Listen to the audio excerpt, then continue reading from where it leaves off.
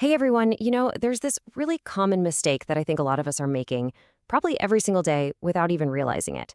We're confusing being cynical with being wise.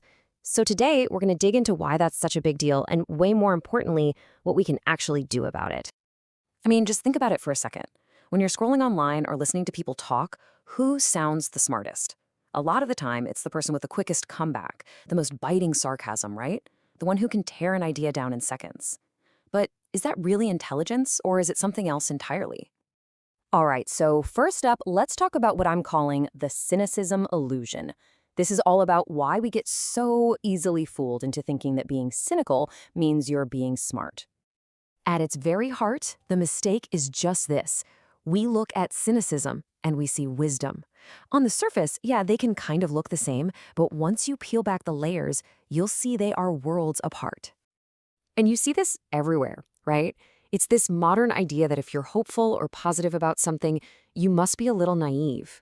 But if you're the person who's doubtful, who points out all the flaws, well, you must be the smart one, who sees the real truth.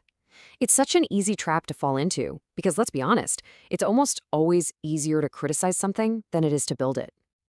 And this is what's so fascinating.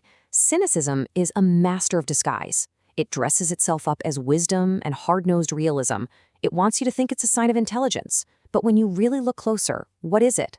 More often than not, it's just a default setting of doubt, sarcasm, and a generally negative outlook on things.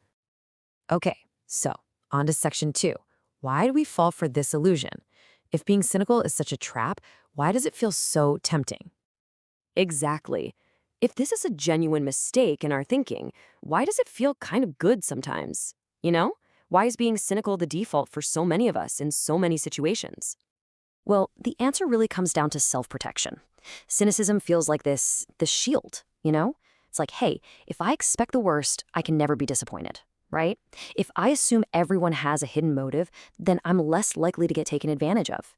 It's a way we try to protect ourselves from feeling vulnerable or let down. But here's the thing about that shield. It might protect you, but it can also become a cage. It can stop you from really connecting with the world, from building things, from trusting people. The good news? There is a different path. So, what is that alternative? That brings us to section 3, the sincere alternative. And this is all about finding a different kind of strength, one that's actually, I think, a lot more powerful. The true opposite of cynicism isn't naivete. It's the active practice of hope and sincerity. And I really want you to focus on that word practice. This isn't about just waking up one day and feeling hopeful. It's a skill. It's something you have to choose to do over and over again. So how do we actually do this? How do we practice it? Well, it boils down to 3 things.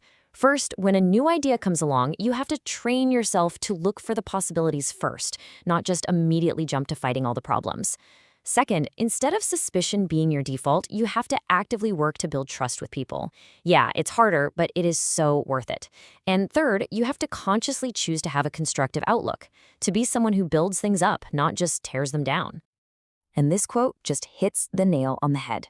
This whole idea isn't about naive optimism, pretending problems don't exist. No way. It's about courageous construction. It's about being brave enough to see all the world's flaws and all its problems and still choosing to try and build something better anyway.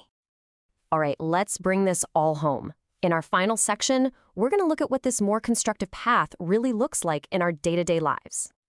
This table just lays it all out so clearly. Look at the difference. The cynical outlook, when faced with a new idea, its first move is to find the flaws. The hopeful outlook, it looks for the possibilities. When it comes to other people, the cynic's default is doubt. The hopeful person actually works to build trust. It's a completely different approach to life. One is about taking things apart, and the other is about putting things together. So if there is just one thing that you take away from all of this today, please let it be this. True wisdom isn't just about seeing the world's problems and pointing out what's broken. Honestly, that's the easy part. Real wisdom involves having the courage and the vision to see how the world could be, and then actually taking the steps to help make it that way. And that leads to the final question, which isn't for me to answer. It's for you. The cynic deconstructs, the hopeful constructor builds. So, given the choice between tearing something down and building something up, what will you choose to build?